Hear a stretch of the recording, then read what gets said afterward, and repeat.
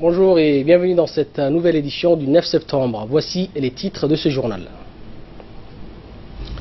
Demain dimanche, c'est la reprise des classes. Vous suivrez une déclaration du ministre de l'Éducation qui s'est exprimé à ces sujets. Et puis en Birmanie, annonce de l'ouverture des camps pour les Rohingyas déplacés.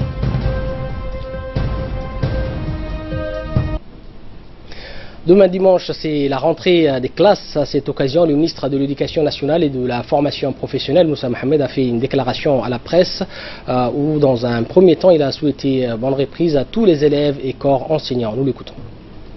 Bismillahirrahmanirrahim. Mes chers compatriotes, demain, dimanche 10 septembre, les enfants de la nation sont appelés à reprendre le chemin de l'école pour cette rentrée 2017-2018. Et ceux et celles du secondaire leur emboîteront le pas dès le lendemain, c'est-à-dire le lundi 11 septembre. Demain, Inch'Allah, ce sont près de 100 000 élèves de l'enseignement fondamental qui feront le retour en classe et à l'école pour la plupart d'entre eux et entameront pour d'autres leur tout premier pas vers le lieu de savoir et de l'éducation. Je pense évidemment aux enfants inscrits cette année en première année pour lesquels un accueil agréable et rassurant doit être réservé de la part des enseignants et des chefs d'établissement.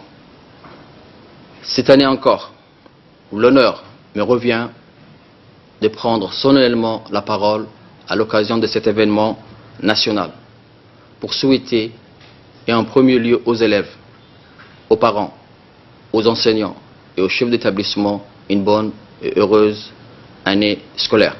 Je voudrais également souhaiter une bonne et heureuse année à tous nos inspecteurs, nos conseillers pédagogiques, nos chefs de service, nos directeurs généraux et à tous nos autres personnels administratifs et de vie scolaire, à tous nos partenaires techniques et financiers internationaux qui nous appuient et qui nous accompagnent dans notre mission.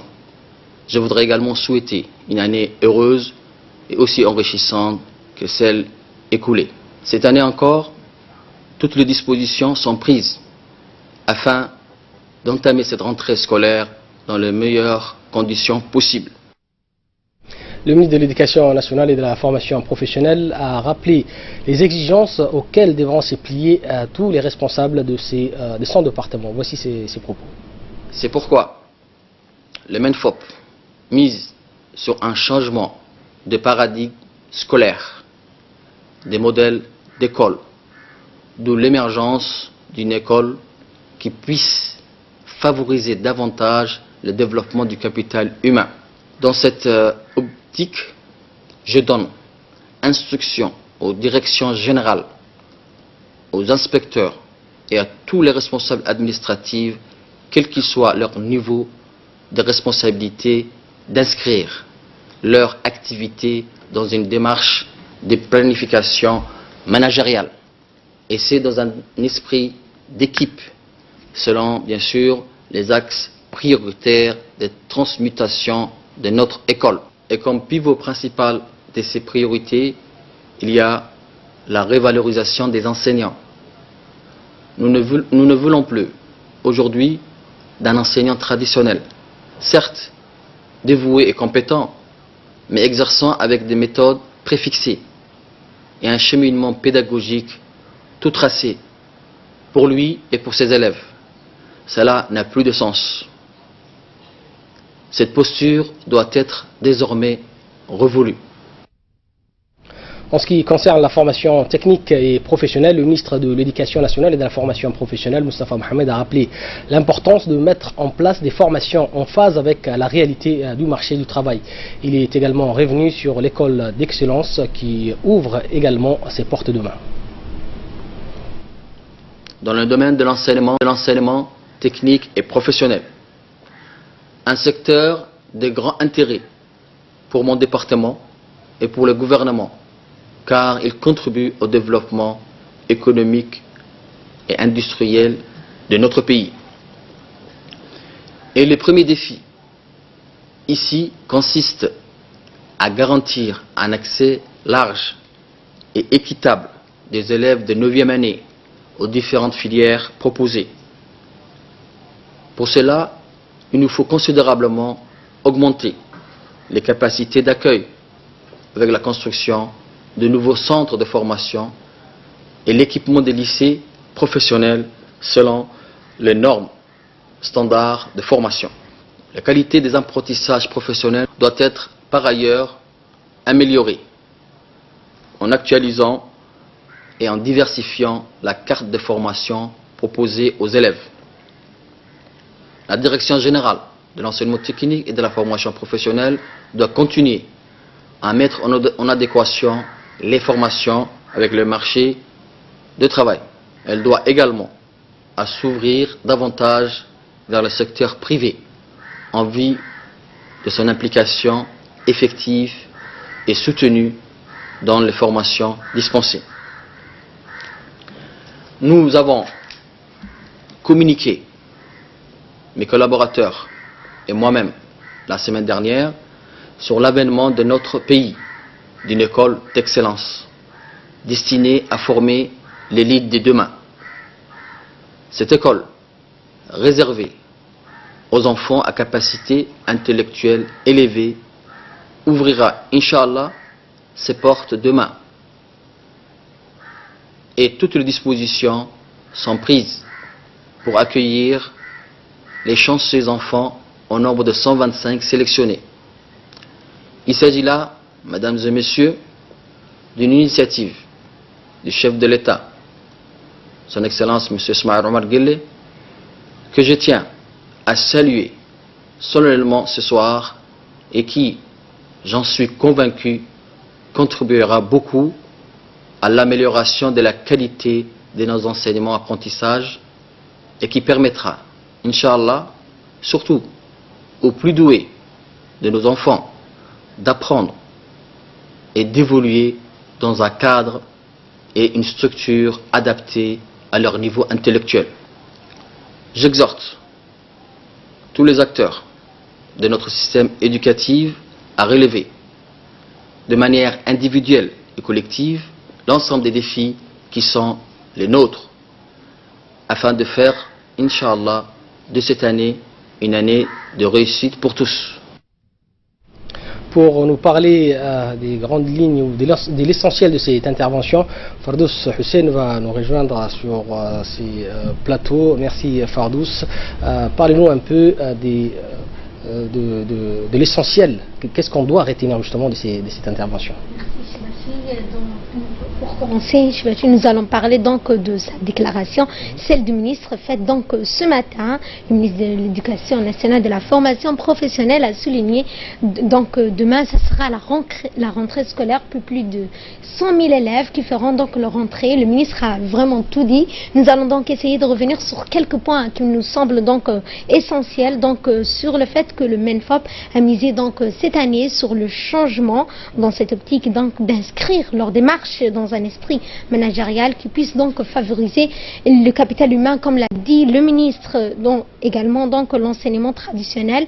Dans sa seconde partie de son intervention, le ministre de l'Éducation est revenu sur l'enseignant, la base même de l'enseignement traditionnel n'a plus sa base, les anciennes méthodes non plus, puisque nous sommes dans un ère dans l'ère du numérique, où tout change à tout moment. Il faut donc que nos enseignants s'adaptent aux nouvelles méthodes, notamment au numérique. Dans un troisième point, avec l'ouverture demain donc de l'école d'excellence que le ministre a souligné. Donc cette école qui se situe à PK13 ouvrira ses portes demain à la nouvelle année scolaire et compte donc accueillir plus de 125 élèves.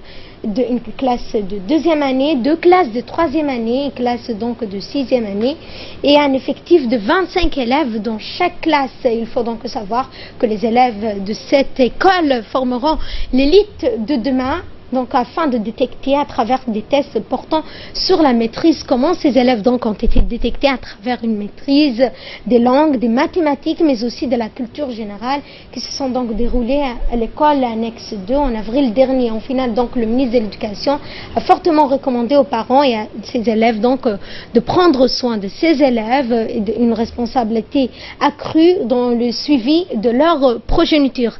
Et une comparaison donc avec les chiffres de l'année dernière, l'amélioration donc de la qualité de l'enseignement a été fondamentale, notamment avec le renforcement de l'accès à l'équité, à la promotion de l'égalité des chances entre les genres, notamment dans les zones rurales et urbaines, le développement du numérique, la gestion axée également sur le résultat, le pilotage axé sur les réformes et l'évaluation et la réédiction des comptes. Chibachi, donc pour l'année dernière, plus de 130 000 élèves ont fait leur entrée pour 4 000 professeurs. Cette année, selon les mots du ministre, il n'y aurait que 100 000 professeurs. Merci Fardous. Et dans le reste de l'actualité, une cérémonie de remise de galons a eu lieu jeudi à la caserne de la garde côte djiboutienne. La cérémonie a vu la participation du ministre de l'équipement et des transports, Mohamed Abdelkader Moussa Helem, et le commandant de la garde républicaine, de la garde côte, pardon, le colonel Waïs Omar Boghorri, ainsi que des officiers de la garde côte djiboutienne.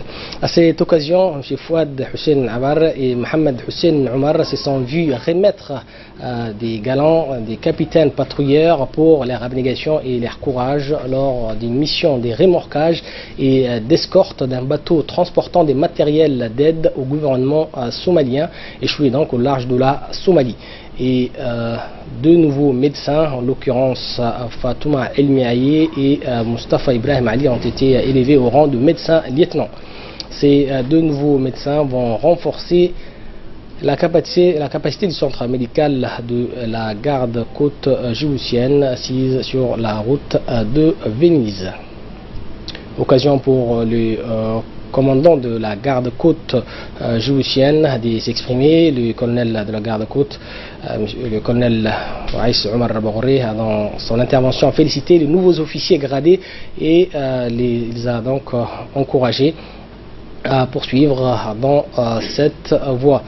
A noter que la garde côte djiboutienne, née de la vision du président de la République, Ismaël Omar Guelleh, doit être une force capable de sécuriser l'ensemble du domaine maritime djiboutien et faire face à toute menace qui viserait donc à nuire aux activités portuaires et à la sécurité du détroit de Bab el-Mandeb, a dit le colonel Waïs, qui a donc clos son intervention en louant les efforts remarquables et constants de l'ensemble des hommes qui entreprennent au quotidien ces efforts pour veiller à la sécurité et à la sûreté maritime du domaine djiboutien. Actualité internationale, et c'est avec Hussein Aouled que nous allons développer l'essentiel de l'actualité mondiale. Merci Hussein de nous rejoindre. Nous parlons pour commencer de la Birmanie. La Birmanie va mettre en place dans le nord-ouest du pays des camps des réfugiés pour accueillir les musulmans Rohingyas déplacés à cause des troubles. Ce sont donc des annonces faites par les médias publics. Effectivement, Abdourahmane, donc la Birmanie va mettre en place dans le nord-ouest du pays des camps pour accueillir les musulmans Rohingyas déplacés à cause de troubles. L'ONU a tiré donc la sonnette d'alarme et enjoint à la dirigeante birmane Aung San Suu Kyi à se mobiliser. Le nombre de musulmans Rohingyas ayant fui au Bangladesh ces 2 dernières semaines s'élève désormais à 270 000 personnes. Le gouvernement birman donc a promis la mise en place de 3 camps dans le nord, le sud et le centre de Mengdao, épicentre de violences depuis des semaines. Le civil Rohingya donc fuit les violences dans la région depuis que l'armée a lancé une vaste opération à la suite d'attaques fin août contre des postes de police par le rebelle de l'Aragon Rohingya Salvation Army, qui dit vouloir défendre les droits bafoués de cette minorité musulmane. Le Bangladesh a exhorté la Birmanie à endiguer l'exode. Et puis au Mexique, un séisme violent a fait 61 morts, mais l'inquiétude se porte maintenant sur l'ouragan Katia avec des rafales à plus de 165 km/h. Effectivement, donc au Mexique, le bilan s'alourdit après le séisme de magnitude 8.2 qui a secoué le pays. Les secouristes donc poursuivent leurs recherches pour tenter de retrouver des survivants. Mais désormais, plus de 61 victimes sont à déplorer. Près de 200 personnes auraient été blessées. L'épicentre de ces tremblements de terre, le plus fort qu'a connu le Mexique depuis plus de 80 ans, était situé dans le Pacifique à une centaine de kilomètres au large de Tonala, une ville côtière de Chiapas. Le dégât matériel s'est chiffré en milliards. C'est au sud du pays qui a été le plus affecté par cette secousse. Il recense à lui seul donc les 3/4 de victimes, alors que des personnes pourraient encore être prisonnières de décombres. Cette ville de 100 000 habitants a été complètement défigurée. Mais le Mexique ne va guère connaître de répit puisqu'il se trouve sur la trajectoire de l'ouragan Katia attendu aujourd'hui. On parle d'ouragan toujours, mais cette fois l'ouragan Irma qui a repris de la vigueur dans la nuit de vendredi à samedi et devrait atteindre la Floride ce dimanche. 5,6 millions de personnes y sont donc appelées à évacuer. Justement, donc, les autorités ont ordonné l'évacuation d'1 million de personnes habitant dans les zones les plus risquées des côtes de Floride et de Géorgie. Tous les établissements scolaires de Floride ont fermé pour pouvoir servir d'abri. L'ouragan Irma devra toucher le sud-est des États-Unis ce dimanche. Il s'agit de la plus importante évacuation des populations USA depuis 12 ans. Près d'1 million de personnes doivent quitter leur domicile sur les zones considérées comme étant le plus à risque des côtes de Floride et de Géorgie en prévision de l'arrivée du cyclone Irma. L'œil de l'ouragan qui a abordé Cuba dans la nuit avec des rafales de 260 km/h devrait toucher terre aussi de la Floride, alors qu'Irma avait été rétrogradé en catégorie 4. L'ouragan est repassé au niveau 5 dans la nuit du vendredi à samedi. Voilà pour l'essentiel de l'actualité. Merci Hussein, merci à vous de nous avoir suivis. Prochaine édition à 22 h.